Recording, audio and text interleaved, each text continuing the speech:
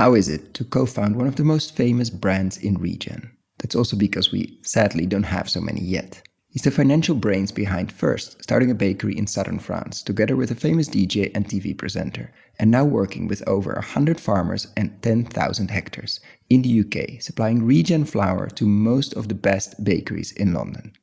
We talk about his journey from 23 years in finance and being pragmatic and not dogmatic when it comes to food system change, and how to get to scale. And yes, that includes getting beyond their home, comfortable base of artisanal bakeries and figuring out how to get your product into supermarkets. For them, it's all about scale and influencing as many hectares as possible, ultimately at a landscape scale, and in getting them on a regenerative journey, one step at a time. And of course, being a financially sound business. And please bear with us. We had construction work outside the WildFarmed offices and outside my recording place. Luciana, our editor, did her absolute best to remove as much as possible, because the content is just so good. And after 20 minutes, it gets better.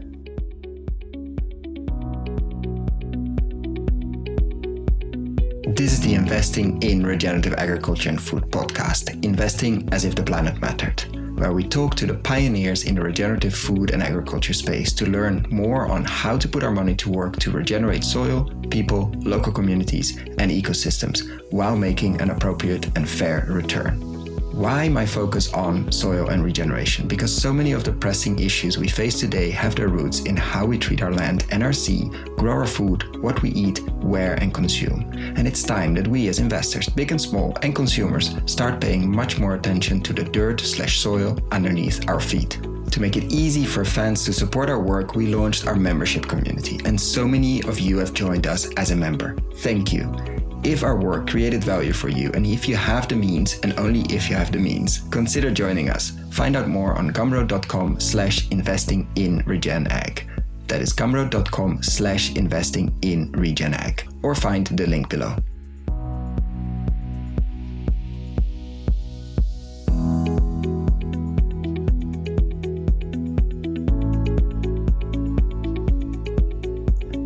Welcome to another episode. Today with the co-founder of WildFarmed. WildFarmed grows wheat the right way, making regenerative flour and bread that tastes better, is better for you and for the planet. Welcome, Ed.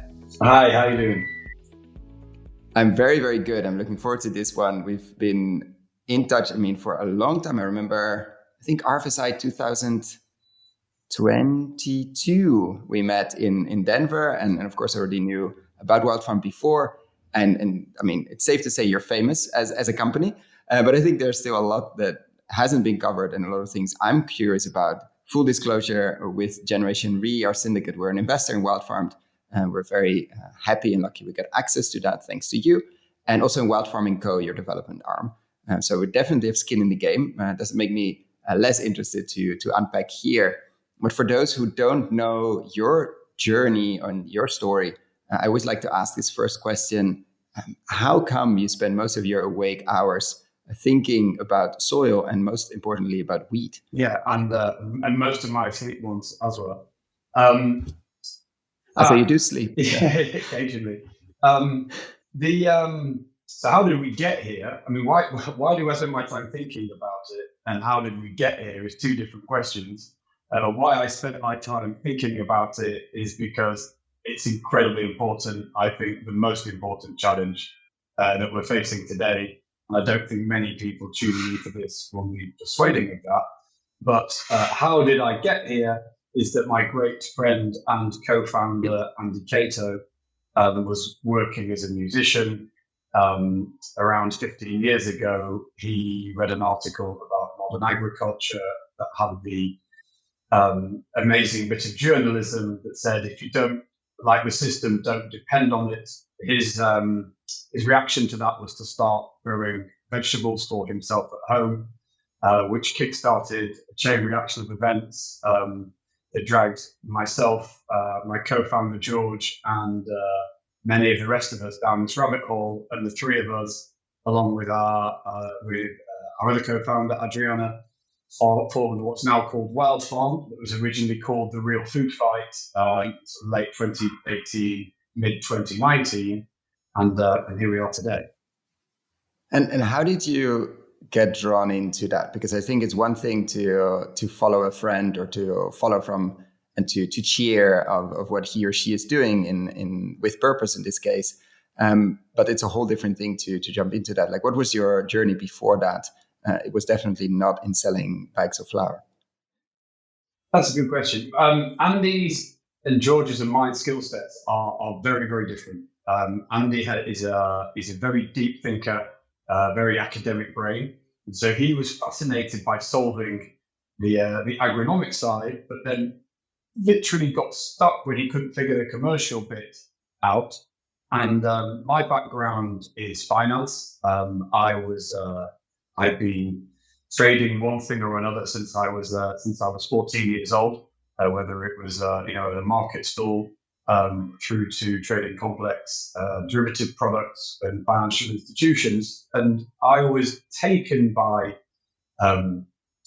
how the system today, for reasons that are well explained, focused only on yield and just missed huge parts of what should be part of the income statement or the balance sheet of agriculture and food, and these so-called externalities that I learned about in my economics degree, when they actually come to play out rather than just being words on a sheet or numbers in a spreadsheet.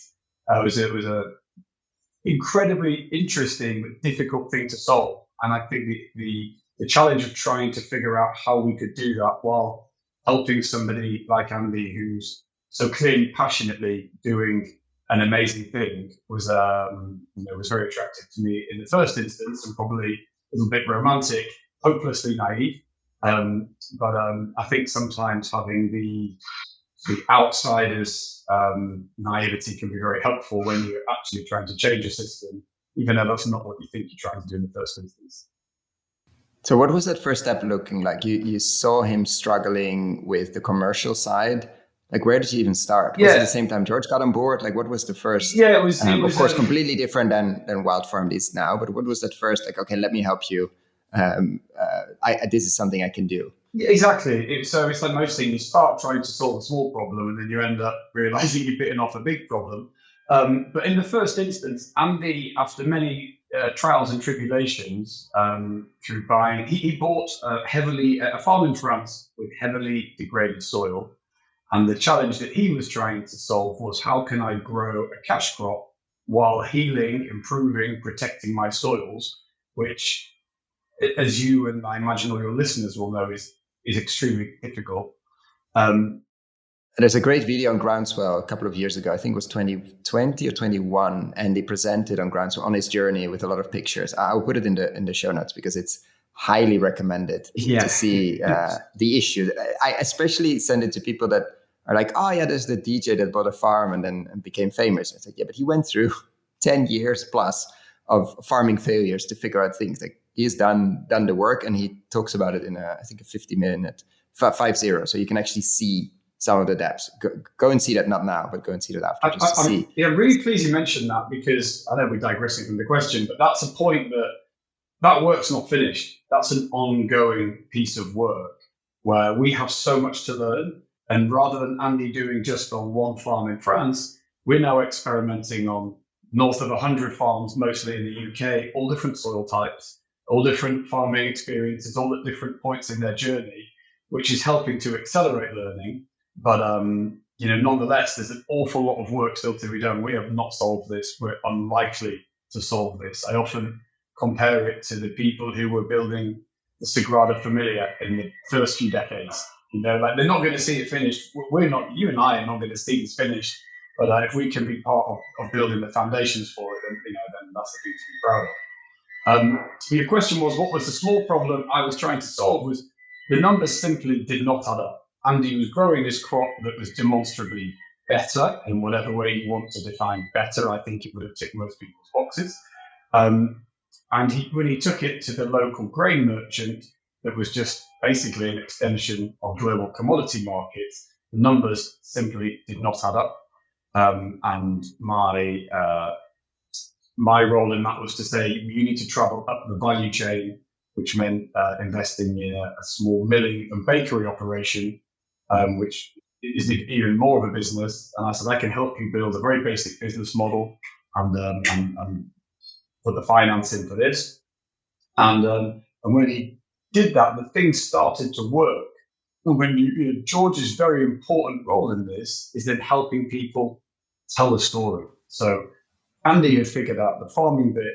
I was helping with how can the numbers. So you literally started a bakery and a mill in France, southern France. Yeah, I mean, this is classic Andy to a T. He was he didn't know anything about baking or milling, and the wheats he was growing at the time were mostly heritage wheats or older wheat varieties that have different properties to what many of the bakers today were using.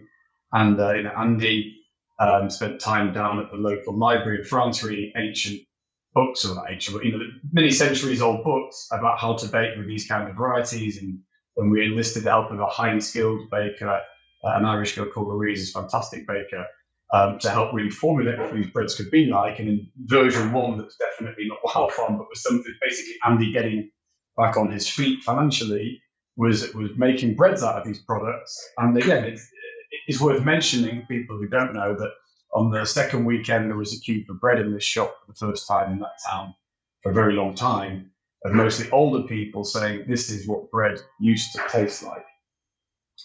Andy's farming in France won him a number of awards. He's the first Englishman to win the equivalent of a knighthood for agriculture in France. So this thing, in a very small rural town, had started to prove concept.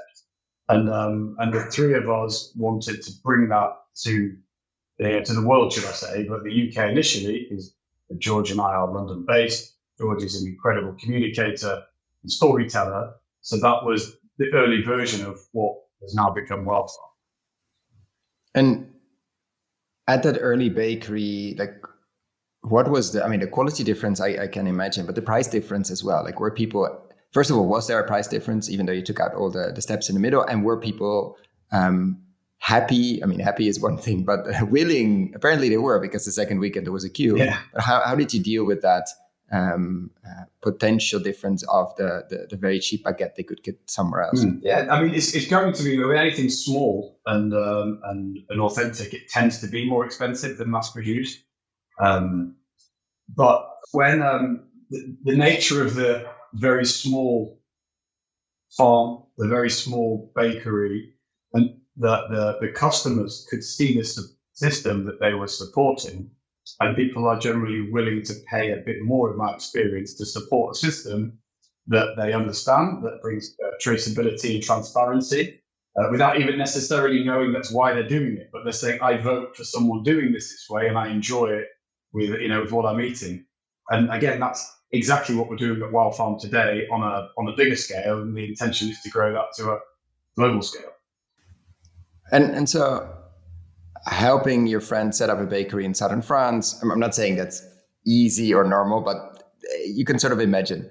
And then bringing it to the UK at a whole different scale. What was the reasoning? Because I don't think you set out with that intention. Definitely not. Like, what got you hooked? Well, it's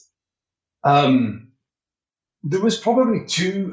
We struggled with, we get into the age, we struggled to remember which year was which. We need to sit down and really put a proper chronology on stuff. But it was some time, it was 2 to 3 years later, when I can tell you it was mid 2019, 2015 we started helping. So mid 2019, quite a few years. We had a conversation, the three of us, which said, you were still in finance. I'd just been made CEO of the finance business I've been working for. I've done 23 years in finance. Finally got to the seat that everybody, that I'd wanted anyway. And then within 6 months, I resigned to go and pursue a life in soil and bread, which on the face of it is a completely irrational, probably not even on the face of it, it's a completely irrational decision. So what was the motivating factor there? It's the infinitely complex. Why do humans do anything? Why do we climb mountains? Why do we take on these things that's seemingly difficult and challenging? It's a combination of, it's not a completely altruistic thing. It's solving a problem. When the problem is incredibly complicated, I think that tends to be more attractive. I don't know if that's just me or if that's everybody. And so what was so attractive? I mean, what that conversation with the three of you triggered WildFarmed or the four of you joined as well. Like, triggered WildFarmed in the UK. Yeah, well, artisanal is a crucial bit of that that's actually worth mentioning, which is the three of us were trying to figure out what this business was we had. And Adriana would have been in finance, and she said one day she came across Andy talking, and I was speaking to him on telephone. And said, "Listen to this." She said, "If you want to do that, I'll go and do that with you full time." And it often takes a woman to organise three men. And it was because your famous Financial Times article, obviously, she's not there. No, at that point, she wasn't there, exactly. Like three men in a field, but then still, where do you start? You don't have necessarily grain coming from in the UK. Brexit is already happening, so it's not that easy to bring from France. How many bakeries do you know or do you want to set up your own bakery in London? Like, what are the paths there, and what happens next? Don't forget the small issue of 2020 wasn't the easiest time to be doing anything face to face. But a lot of people were baking. Yes, a lot of people were baking. No, so we at that time we were importing Andy's grain and his neighbour's grain that had been grown in France, the same that we were selling in our. Because Andy already spread, basically. He already started working. So a few of his neighbours, yeah, just to grow the amount of inventory. And we came to the UK with an intention of doing the same thing. We said, right, who are the really interesting artisan bakers? Who did we start working with? The first one was Jolene Bakery, who started from scratch, building. They built a bakery around grains that Andy had grown, and then we looked to the other tastemakers in that sector. So in anything in life, when you want to start something new, you have to find the people who care the most. And so the bakers who really care the most are the ones who are seeking out the best grain within their size and scale. Obviously, we couldn't, but I'm sure I know now we're much bigger bakeries that care much more. They care just as much, but we just would at an irrelevant size and scale. But very quickly we realised we had to recruit farmers in the UK, and Andy spent a bunch of time coming around doing that. And in that process, he entered a competition to win a tenancy to National Trust to put a competition for who has the most interesting sustainable farming model. And he had to do all his interviews via Zoom. We didn't know anybody in the organisation. We really didn't know what we were pitching for. And I think he didn't really expect to win it, to the extent where he hadn't really quite briefed his wife and children that they might be moving to the UK in 6 weeks' time before we found out we did win it. But that was an incredibly important part of the story, because what has now become Andy's home and Andy's family's home at Polymore Farm in the Cotswolds has become WildFarmed HQ in the farming area, and that became a very good place to sort of show and tell, because farming is a very visual way of learning, and he managed to invite, through a lot of hard work, many people to the farm, and some of them it wasn't for them at that time, and some people did like it, and these people have helped us continue to evolve it. So I wouldn't want to start naming them, because there's so many really important people along the way who've been very collaborative, who've helped evolve what Andy is doing in France to what we're doing today, which is, it's come on a very long way. And the original bakers that started buying from you, where were they buying from before? Because if you're a high-end flavor-focused bakery, I can't imagine you're buying commodity grain anyway. Like, what were you replacing in that sense? Were you better in terms of taste? Were you different because the story is different? Like, what was their reason to switch to WildFarmed, partially or fully? Yeah, I mean, when you say I can't imagine they're buying commodity grain, they might be absolutely no fault of the farmer, the miller, or the baker. Outside of us, unless it's incredibly small scale, it's very, very difficult to know who grew your grain and how. Like, even the organic community, who I have huge admiration for and an awful lot of alliance with, they don't know where the grain has come from, because supply chains that were set up in the 20th century didn't have the technology to trace where things have come and where they've gone. And that technology does exist today, but to try and reverse engineer it into supply chains that were actually developed probably in the 19th century around the Industrial Revolution, when a lot of these big mills and big bakeries were first built, it doesn't happen overnight. But the good news is I'm extremely optimistic that will be in the next 5 to 10 years, it will be very commonplace. And because so you're basically saying it wasn't that difficult, of course, between air brackets, to compete in that sense, because you had transparency plus a really good story plus good quality and really good taste. Like there was a combination that just was almost impossible to find anywhere else. That's right. That's right. And the nature of artisans is they're interested in extremely high quality ingredient, whether it's a baker or or whatever they're doing. So we came with a very authentic story, and also if one of the four of us comes to talk to you passionate about a thing, it's not that difficult to persuade someone to try something. Just try this. Listen to this great story. Try it. It's just when you try to go. This is the scaling bit that becomes challenging. Is how do you replicate that one-to-one relationship? And that started to take off, like the bakery after bakery pasta brand, like a lot of the higher end or more well-known quality focused ones that are using flour were starting to become your customers, which meant you needed supply from the UK, ideally. Yeah, well, and also, that was a huge part of Andy moving here. It was to build a UK-based business. I'm UK-based, George is UK-based, Adriana's UK-based. I understand. You forced Andy to come back. Yeah. Now he's also UK-based. He is. His children had never lived in England, but they were teenagers. It was... So was it also the right move at that time? We have to ask Andy, but yes. As in, like, how much of a shock was that, like moving from southern France to the UK? Apologies to your French listeners, but have you ever tried doing business in France? It was it had to be it's a business. Let's get that out there straight away. WildFarm's a business. I'm sure we'll get into this at some point in our conversation. It's very important to me that it was in a business structure, and all the business knowledge and network that we have was based out of the UK, mostly London. So it had to be done there.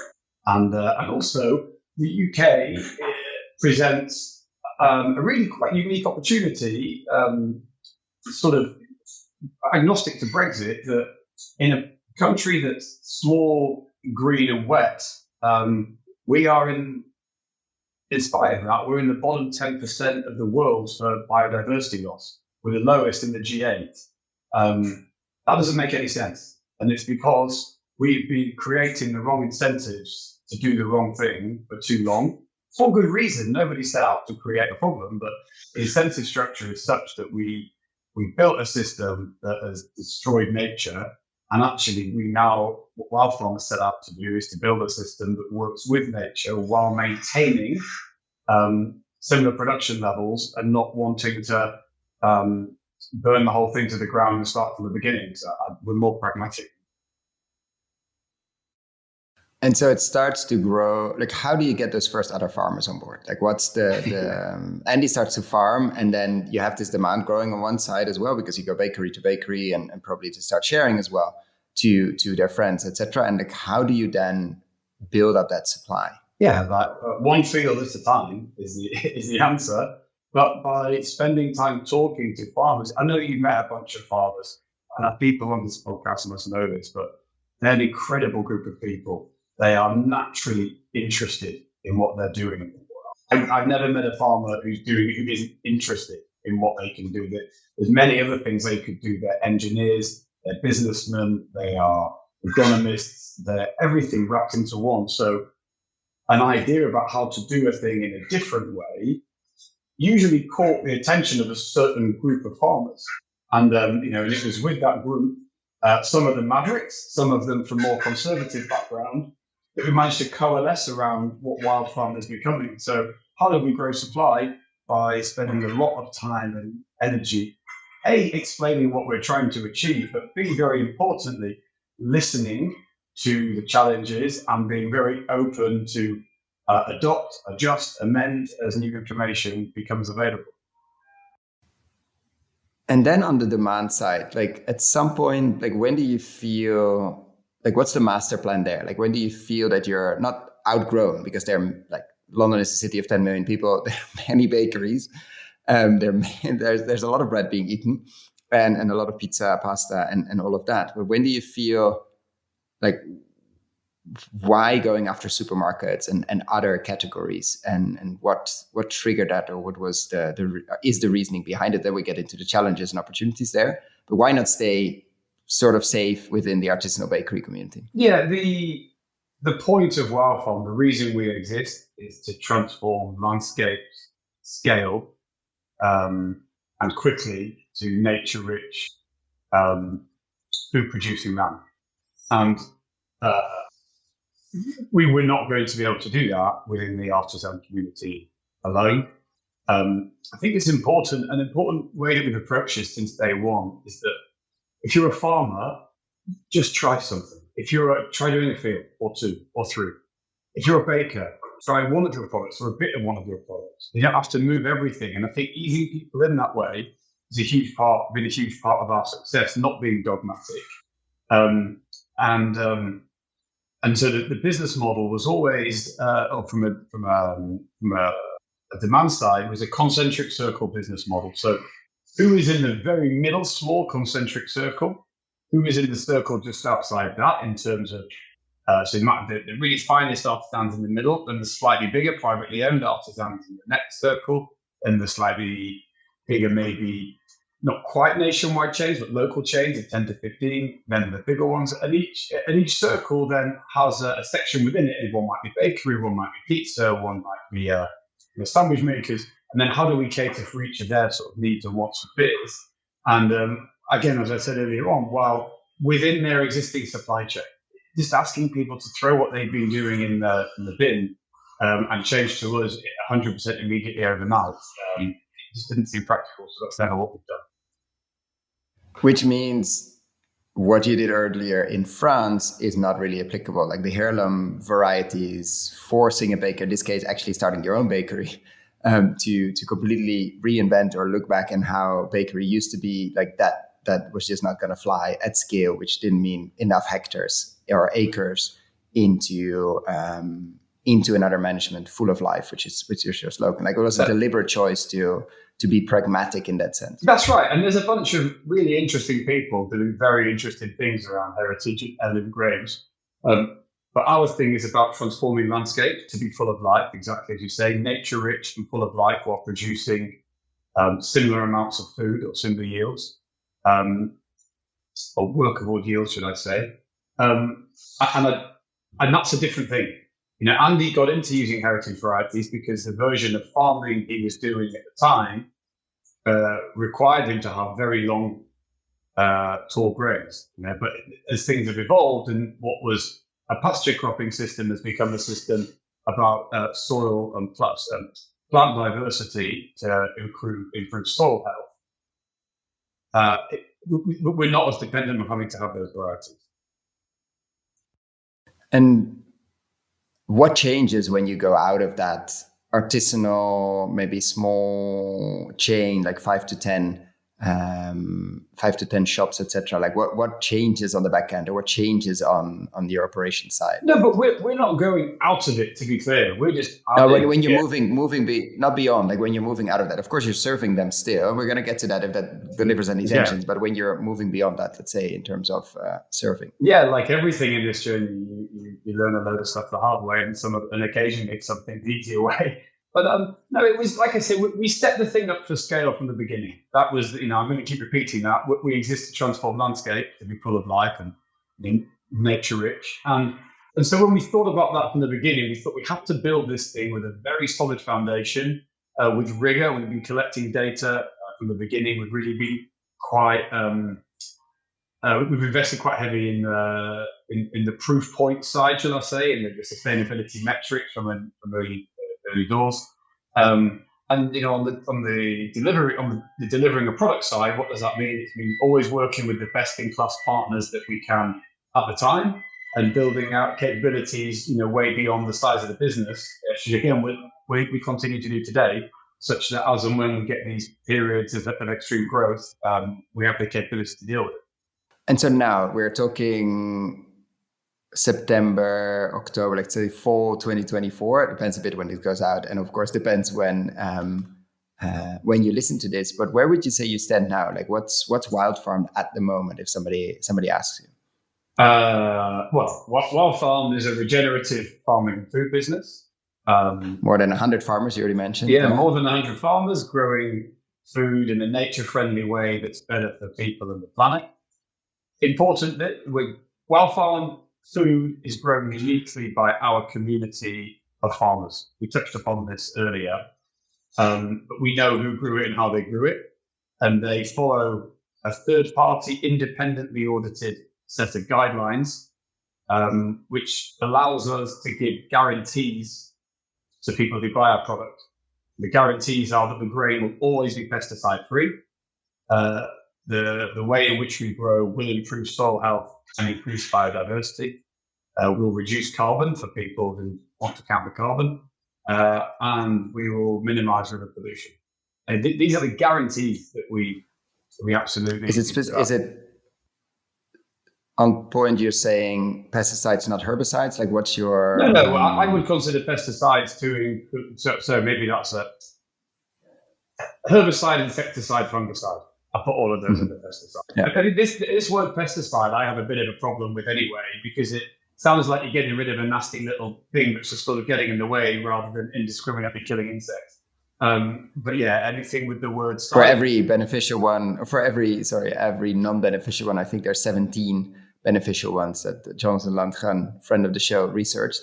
So setting up this third-party audited set of standards or guidelines, should I say, helps us to give these guarantees to anybody who buys our product.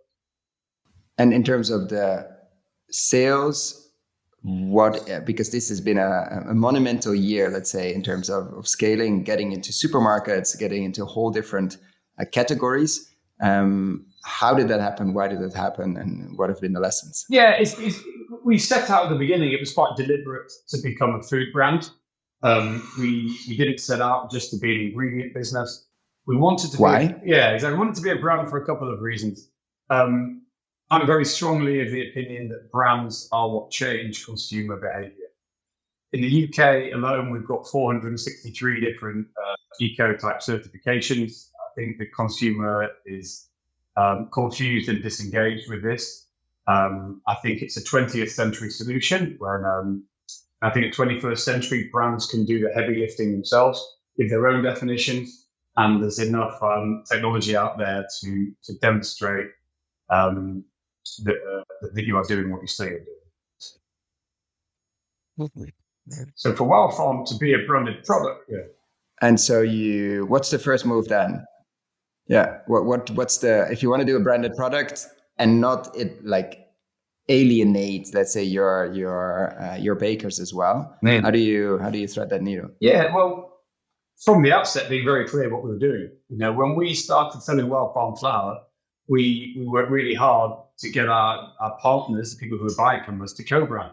Why would they co-brand? Because if they co-brand, they're helping to tell the story. And as I'm sure one of your 300 odd guests or two has said before, the biggest challenge we've got in this whole thing is education. If I think we use the brand to engage an audience and tell them a story that I didn't know, that George didn't know, that Andy didn't know, that none of us who work here pretty much knew, that when you learn about it, it's something that you want to be part of solving.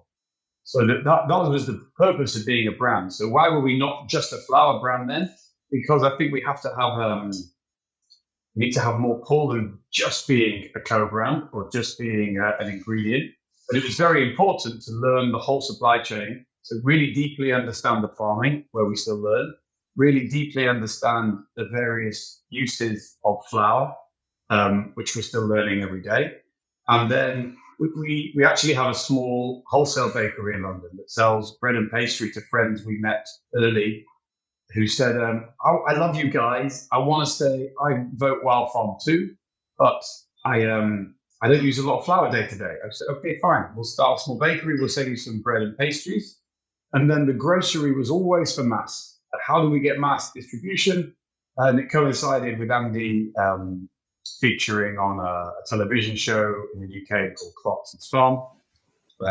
Which is on Amazon Prime, if you're interested. Yeah, exactly. It's a show about a guy who's a famous petrol head who became a farmer. And he's a very unlikely person to be interested in regenerative farming. But he's come on board as one of our growers, and Andy is taking him on a journey of degraded soils for how to grow food in nature-rich environment. And that has a lot of a lot of influence in the country. People are really engaged with the plight of farmers, not regenerative farmers, just farmers. So anyway, the grocery brand was an important third part of our flywheel to help build consumer understanding of what it is we're trying to achieve as well. So you're going from co-branding, which means someone is making their bread and a chunk of the flour of ingredients comes from WildFarmed, and you might be mentioned on the package, to really having a WildFarmed bread. How does that happen, and what are the learnings there? Because it seems like a small step, but it is a massive one. Yeah, because you're going to be on the shelf. It's your name on it. It's most of your ingredients. It's your reputation as well. And we know the supermarket aisles can be the jungle, let's say, in terms of disappearing. Like, how many brands have we seen coming in and disappear in no time? Like, how did you get ready for that fight or that move? Yeah, first and foremost, the product's got to be great. And so we spent a lot of time trying to work with the best partners who we could find to manufacture the product for us to a specification that aligned with what we're trying to do. There's been a lot of focus on UPF this year, ultra processed food. Certainly in the UK, I'm not sure how much outside of the UK. But the other side of that equation is the food is sold as a process, but the ingredient, if not more important than the process, certainly as important. And we have the highest quality ingredient in the bread aisle. And so we had to find partners who would work with a process that complemented that. And at the same time, try and find a way to engage people. So we're very targeted in exactly who we try and get to pick it up first, which were our peacocks, we called them. We were like people who find a new thing and then tell their friends about their new thing. And then maybe you lose the peacocks because they're on to the next new thing, but hopefully the friend they tell about it will be more sticky. And that's been our initial strategy. But we spent an awful lot of time and money and energy thinking about how can we tell this story? Because if everybody knew what you and I know about the way food is grown, this would be easy for us. So really, it's a huge education piece about why the food cost is, and I'm sure we're going to get on to food cost accounting in the future. And so how has that been going? You launched, I think, the beginning of May in Waitrose with a bread. And how did the peacock and their friends react? That's going well. I'm always very ambitious, and so we're doing really well. We're in line with all of the projections and expectations. But I like to be here. That's the nature of it. We're a very ambitious business. Waitrose has been a great partner and continue to be a great partner. But if we're going to change global landscapes, we need to be thinking, beyond one range in one retailer in the UK. And so, has it been selling? That's in terms of the energy and effort you put into it, and also the margins, like in terms of can you sustain the same prices you pay for farmers? Is that something I can't imagine you touch, but how does it work versus selling 5 kilo bags or 10 kilo bags to artisanal bakeries? Yeah, there's three parts of the business, as we said. There's the ingredients business, which continues to grow as we understand more and more land moves across. And as you say, just to take a small sort of diversion, the amount we pay to the farmers is one way of looking at it, but the farmer's bottom line is how I like to think about it. And Andy's doing a huge amount of work and has been for a number of years to try and encourage UK government, and actually UK government can be a catalyst for all sorts of private enterprises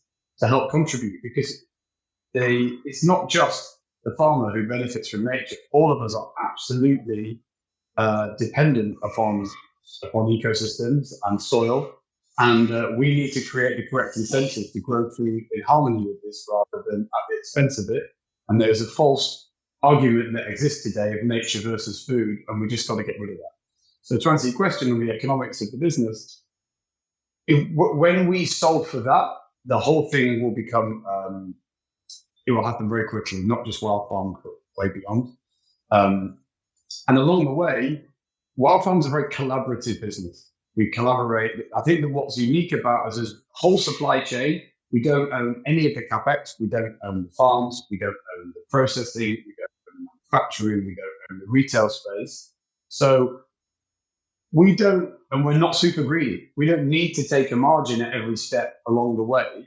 So the more businesses that can collaborate and find a way to spread or share a margin across the entire supply chain rather than fighting for their bit to be bigger at the expense of another bit, which inevitably has rolled upstream to the farmer in the last number of decades to the detriment of all of us and nature, I think the better. So I think, where WildFarmed should be looked at in more detail and perhaps copied by others is exactly that. How do we share across the supply chain a sensible margin where everyone can be successful? And that profitability for the farmer, how has that been working? I mean, we often hear the goal of regenerative ag is to reduce a lot of the inputs, which are extremely costly, to maybe have some premiums. And with that delta, it becomes an interesting business. Like from an economic perspective of your growers, have they been, of course, there have been more and more joining, which means it's an interesting business proposal to them. How have they been dealing with the economic side? How profitable has it been profitable for them? And if so, why? Is it the cost side? Is it the premium side? Or is it somewhere in the middle? Yeah, for me, it's all about risk reward. That was my background for this. And farmers, well, they may not have been classically trained, most of them, in trading risk management. They're pretty good. They're pretty savvy. They know what they're doing. And I think if you say to a farmer, you can spend, 1/2 or 1/3 of the cost to make the same or more profit, that's a pretty good proposition. But the challenge and my biggest, if I could change one thing, I know you often ask people if you could change one thing, and this is a stupid answer, but it's like if we could have a harvest once a week, it would be amazing. Because what we need more results. We need to do more tests and trials. The most annoying thing by a mile in agriculture is that we have to wait a year every time we have a new idea. Otherwise, that's why tech can turn on in a day, have mass adoption.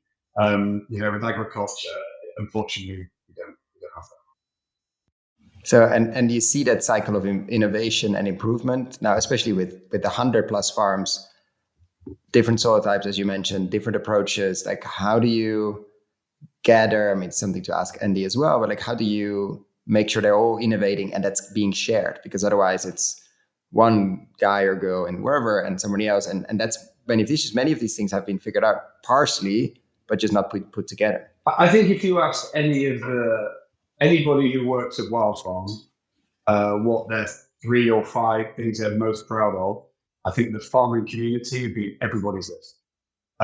So we have a quite disparate community who Andy has brought together, and I think they've done an incredible job of it. But it's not just him now. We have a farming team here, amazingly passionate, super talented people. But it's this community of people who don't work for us. They're our partners in trying to advance this.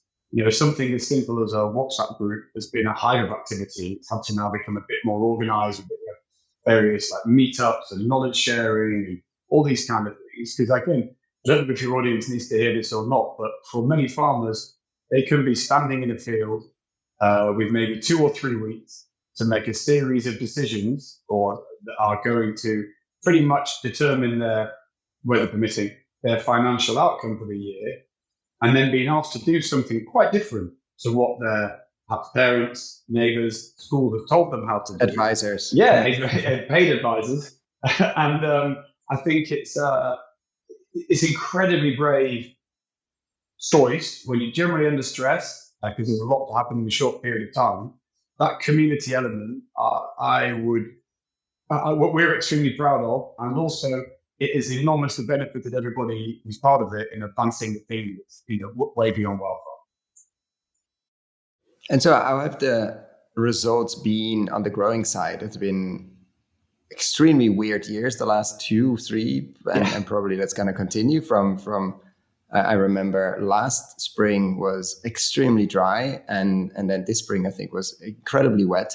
How have you dealt with that? Also, because you have these contracts to and breads to launch and things like that. Like, how do you deal with that? And have you seen results? It's a two-part question. Have you seen results from regenerative practices to deal better than the neighbors or the fields that haven't been in conversion or on a journey? Yeah, I mean, without doubt. So first of all, a lot of people are quite early on their journey. So, those who are further along have a healthier soil. Because it's really your goal as well, right? Like, we're taking sides up too. Because I remember Andy on a farm visit in the Netherlands saying, like, my goal is, or our goal is, to get as many people on that first few steps. Exactly. As many fields, as many chemicals out, as many fertilizer out, like as soon. Is it perfect? No, but it's that first step. And then we'll get them on the long run. But it's that hectare, first step, Exactly. next one, first step. Yeah. So they're early, so you don't see so much yet. But even in spite of that, there's something as simple as a cover crop or a companion crop in times of extreme drought or extreme flood. But that this year, the wettest year in 150 years in most of the UK, they fared better. That's quite a simple, quite quick thing to achieve that most people on their regen journey, WildFarmed or otherwise, are looking at. To the point where water companies in the UK are paying our farmers now to use cover crops and reduce chemical use, because the biggest pollutant in British rivers is agricultural runoff rather than sewage, and it's cheaper for the water companies if the chemicals don't go in the first place rather than trying to remove them afterwards. So I think, to answer your question, how's it been? Yeah, it's really challenging, and I guess I've only been in this for a few years, so my experience is it's just really challenging and really stressful all the time, which makes us quite solution focused. And I think the pragmatism is an important part of it. And I think there's a benefit with grain. You can store it for quite a while, so there's some. It's not perishable like vegetables, and so you have a bit of buffer. But at the same time, you're growing and you're getting new people on board and new hectares. Because how many farms? Like, from the 100, are most of them, like, do they sell everything to you? Is there room for growth? No, most of them are doing a small percentage of their farm at the moment. That was Andy's point. Just try something, do something with us. Come on. So there's massive space for growth. Massive space, even within the existing group. And we have quite a long waiting list now of people who are interested in growing with us. But what's become clear to us is we need to work with people who are going to put wheat where wheat belongs in their rotation at the right time, and engage with things like sap tests and this kind of stuff to get the right result. Because if we're talking of bread making flour, as you know, as a key baker, it has to have certain characteristics. And to your point of what are we doing in the difficult years, we've done a huge amount of work in the last 12 months for farmers who've missed spec to find a home for this grain that isn't going to be in bread making flours. And that work is going on. If we're doing this interview in 6 weeks' time, I'll be able to tell you a lot more about it. But we're right in the middle of a lot of negotiations at the end of the year's work, so that farmers who don't make spec, that grain can still find its way into a traceable supply chain, given all the hard work the farmers done. May have been unlucky with weather or nitrogen levels or whatever. And don't meet spec basically means protein levels and other things that you need to be able to make good bread out of it. And of course, it's very sad. You work with a farmer for a year or years, and part of their harvest or more is not meeting your spec. And then what do you do? It's not that you can buy it. And when you say our spec is significantly lower than the industry average, because we spent a lot of time. And what normally happens with that flour? Does it go to animal feed, or what's the this is what we're working on now. It would do. And that is, you think about, so just take WildFarmed out of this for a moment. In conventional agriculture, farmer is doing a deal where they will buy the seed. They will commit to a preordained set of nutrition and chemical treatments that will be, perhaps 3 times, 4 times the amount, the cost of working with us. And then have to hit a spec that's significantly higher than our spec. And if they miss that, they're all the way down to the conventional feed price. Whereas what we're saying is you can spend less, you can have a more forgiving spec, and if you miss, we're still going to find some home. We can't give you the full bread making price because we can't get that at the other end, but we're going to work really hard to insulate your downside, which I think is the best way to convince anybody to do anything. There's a small number of mavericks out there who will say, I just want to see the upside, but actually if you can cushion people to the downside, particularly in an industry that for a very good reason is conservative, that's a good way to increase adoption. And you'll be working with them to do whatever they can do next year to not miss the spec. Of course. Whatever is in there, of course, weather permitting, etc. But that's the, like, what can we, SEP analysis, what can we understand, etc., to see what is in your control that the other years you don't miss. And of course, then you get access to a much more interesting market. I mean, again, we're working with so many interesting people, from agronomists to scientists to universities in the UK, in the US and the EU, to understand exactly this. And in Australia, in fact, your Australian audience, some of the very interesting, but completely different climate over there, but some of the most interesting ideas that we've adopted have come from Australia. And why do you think this is happening now? Like, you mentioned the organic movement, we've been trained in a certain part of the food system, the slow food, etc., to look at labels, to seek out quality, etc. And somehow it never really bursted out of the peacock movement, the peacock quantity, 6%, 10%, but it is low single digit. What is different? Is it different now? What is different? Very big open question, I know. Yeah, I mean, I wasn't doing it back then, so I can only tell you since I've started doing it. But my observation is there's a number of things. I think, how do I answer this succinctly? I think it's a combination of bigger businesses are becoming aware of the impact of their supply chain. And from a resilience standpoint, they know, looking forward 10, 20 years, that they have to change. And if they don't change, then there's going to be an enormous problem. I think farmers have been squeezed to the point where something's got to give. So new ideas are interesting to them. I think most importantly, consumers are awake to it. I think the younger consumer, the Gen Z, millennial, I think they are awake to more sustainable choices more generally. And crucially, absolutely crucially, I think we're very, very close to there being a much greater awareness that food grown this way is better for human health.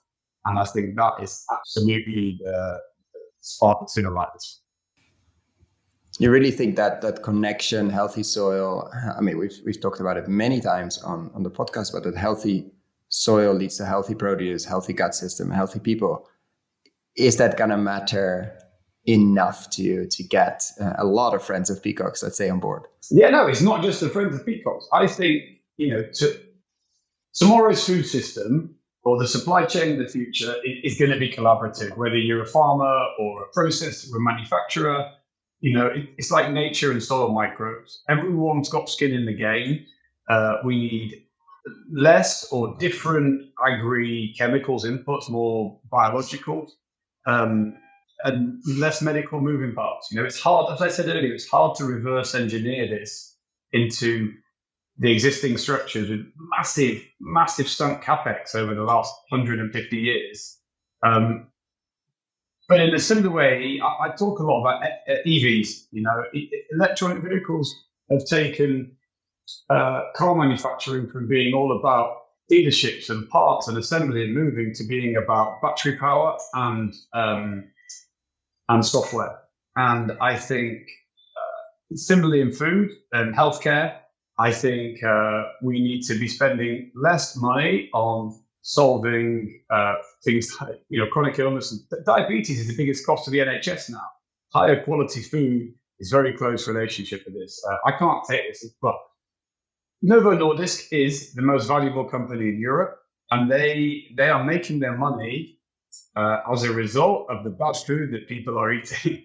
So I think this education piece I keep talking about, knowing that actually my piece of toast in the morning or whatever it may be, it really is going to help with my fiber, my pesticide-free, higher antioxidant fiber. I think that is the beginning of the mass adoption. And it's a very interesting analogy with the EV world. We're in a time now, just putting it in perspective, depending on when you listen, Volkswagen just announced to close potentially factories in Germany for the first time. Many others are struggling. Many others are thriving. Like, this is not an easy transition. The charging infrastructure has still a lot to be focused on. I read something in Bloomberg that many were called not gas stations before, but maintenance places or service stations, because the original cars, the petrol cars, were so bad that they had to be fixed all the time, not necessarily to put gas in them. And most of these places make money because of the other things they sell, not necessarily the petrol. So we have to completely reinvent what EV charging means as well. Like, just the charging is probably not going to be the business model, but it ended with, we figured this out before, we'll figure it out. But it also meant probably a lot of the big ones will suffer, disappear, or change. And Volkswagen in this case is in the spotlights now, but it counts for many. What does it mean for the big commodity traders, the big ones, the processing ones we never hear about because we see the brands, we might see the farmer, but everything in the middle is sort of on purpose, probably very shadowy. We don't see any of that. They've made their world and their infrastructure and their capex, etc., on commoditization, anonymity. We're talking transparency. Like, how is that? And we see them making big commitments on regen, but it also comes with a transparency question.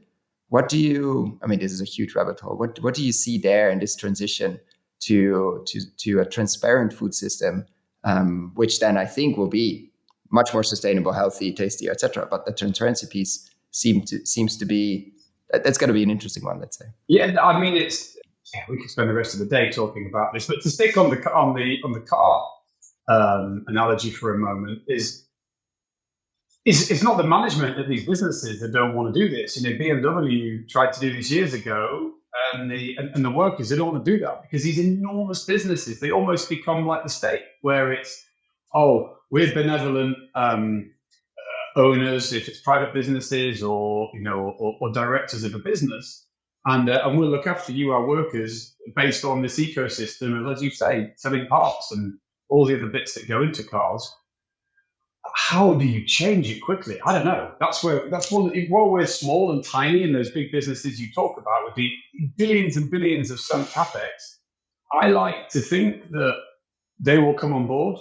Some of the very big ones who are starting stuff, they get a lot of criticism from people outside of me saying, they're just doing something to greenwash, or they're just doing a little bit, kind of hoping that the whole thing fails. I don't subscribe to that attitude at all. I think it's amazing. I'm so happy if the presence of WildFarmed has encouraged one of the bigger businesses to start thinking about doing other regen flowers. And of course, I'll have the reasons why, competitive reasons why I think our one is a better commercial play. But whatever, this is absolutely a rising tide raises all ship moment. And I keep using this word collaboration and collaborative. I think these very big businesses, if they can repurpose some of their existing sunk capex to make sure that we get identity preservation throughout the supply chain, then I think that kind of collaborative mindset could be great for everybody. Yeah, and we need them. I don't think there's any doubt that we can do this, building all of this capex from scratch. And there's no way. I think it's going to be incredibly interesting to see how it plays out, and who will make the transition. Just as in energy, we've seen that with very large fossil fuel companies turning around, and some absolutely not, and they will be forgotten in the fossil age. And we'll see the same. Have seen the same in the railroad industries. We've seen the same in many industries. TV, another one. And but we need the capex, we need the cables, we need the processing, because this flour needs to get to consumers.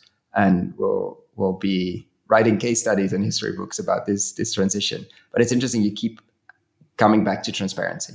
Like, it needs to be from the field to the package, or to the flour that's behind you on the shelf, or to the bread that's in the supermarket. You need to be able to fully trace that back. But the good news is that those technologies cost a lot less than all the other stuff we were just talking about in between.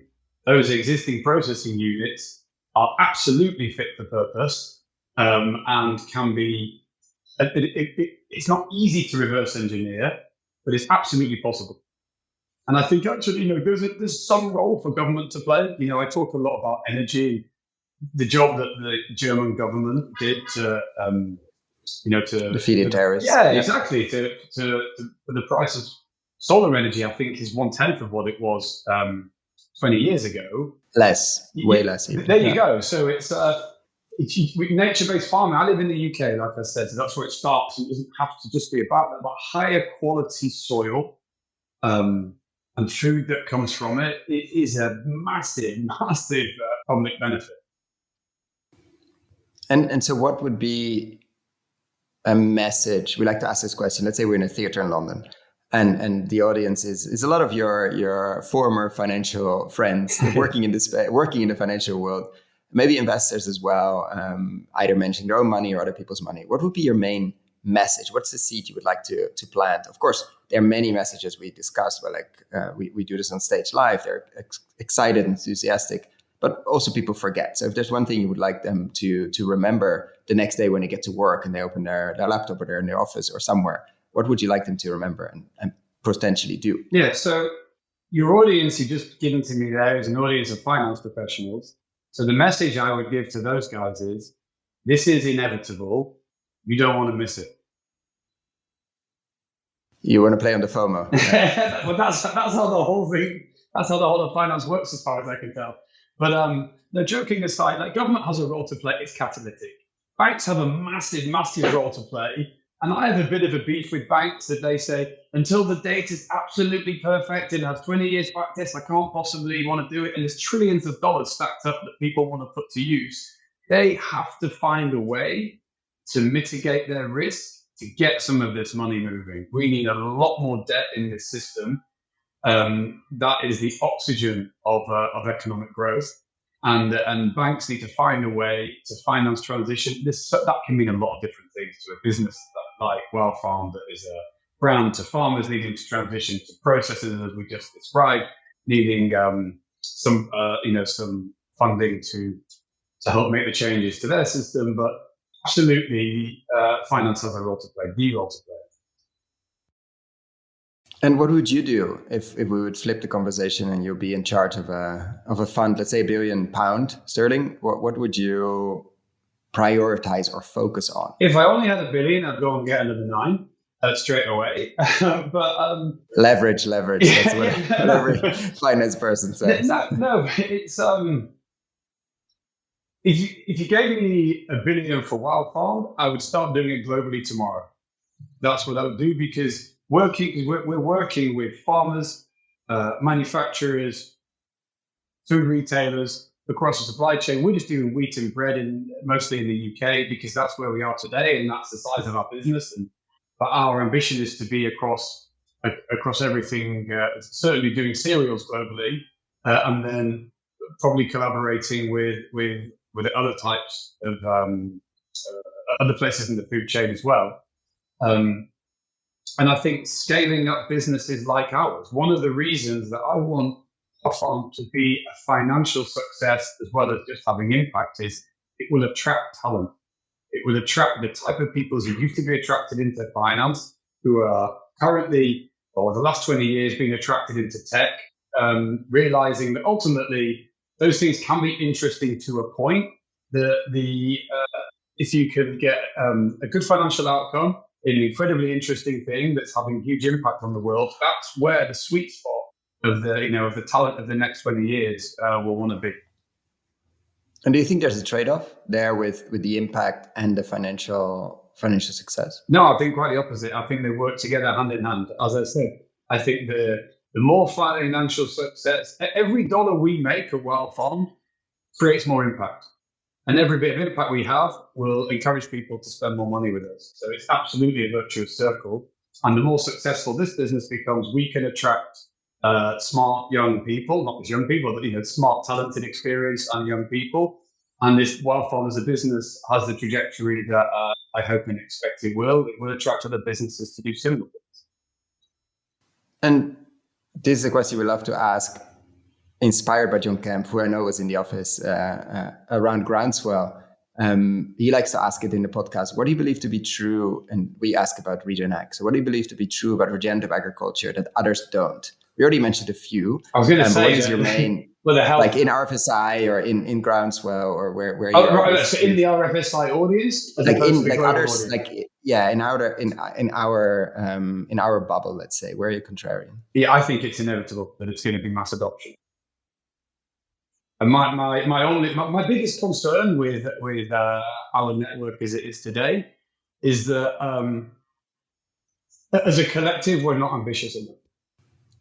And what does ambition mean? Like for you, what kind of ambition would you like to see? I want to see more faster. We look at the National Food Strategy that Henry Dimbleby wrote. He said 9% of land should be in regenerative agriculture. Well, why are we not going after 9% of land quickly? We meet great friends like the SLM guys who wrote the white paper. Why have they not deployed 10x the amount? They know what they're doing. They're smart guys. They've been on this since the beginning. Why is everything not 10x where it is today? People like Phil at Mad, why is it not 10x? It should be. If I had $1 billion, what do you think most of those guys very quickly. Is it finance? Is it what's missing there? Is it the flow of capital? I think it's education. The market. All of us, if we really, you ask, however, 340 people what to do with $1 billion. That could be 340 billion we could have deployed by now. It's. Give me a call if you have that kind of. Get some people. I wouldn't give it to all of them. But there's a good selection there, maybe. There's a small filter. But with tech, you get these very quick feedback loops. So money likes to go in. It can get information that we can't change the speed of the feedback loop, but we can change the risk profile of the money that's coming to it, which goes back to banks have a role to play in that and other funding sources. And just to close off, and usually leads to other questions, give a sense of the size of WildFarmed. Like how many hectares or acres are you touching, if that's something you declare? And how many people are working there, just to give a sense of it's not three guys and a girl selling flour. I should have definitely got these numbers for you. I think we're about 45 or 50 today. I should know the answer to that. Let's go with 45. We're 45 people today. Tomorrow is another day. Yeah. Tomorrow is another day. We've just done one harvest, so we're in the process of negotiating for a future harvest. And I think for harvest 25, we're hoping to have 10,000 hectares. 10,000 hectares, which is significant. That starts to, not if you're in Australia. Yeah. But this is exactly. But 9% of arable land in the UK is 450,000 hectares, and that's where I want to get to. And that's a tipping point then to. Well, according to the National Food Strategy, and Dustin, who assisted Henry in the maths of it, is a smart guy. And so you were mentioning flour beyond, like what's beyond flour? You were doing some grazing at the beginning. I think some of the farmers are doing that. Are you sticking to that? Are other cereal things like? Cereals is a big world. That's like Andy did some beef boxes when he was in France, and it's a whole other world. And if we were going to have an impact in the livestock world, it would probably be through growing something to feed the animals rather than actually. It's a whole different. Yeah, it's a whole different. Exactly. I want to thank you so much I want to be conscious of your time. I know it's an extremely busy period, and thank you so much for coming on here to check in on WildFarmed, the financial side, the brand side, the business side, and I hope it's not the last time. I'm looking forward to following it, and of course doing an update every now and then. Nice, great talking to you all. Thank you.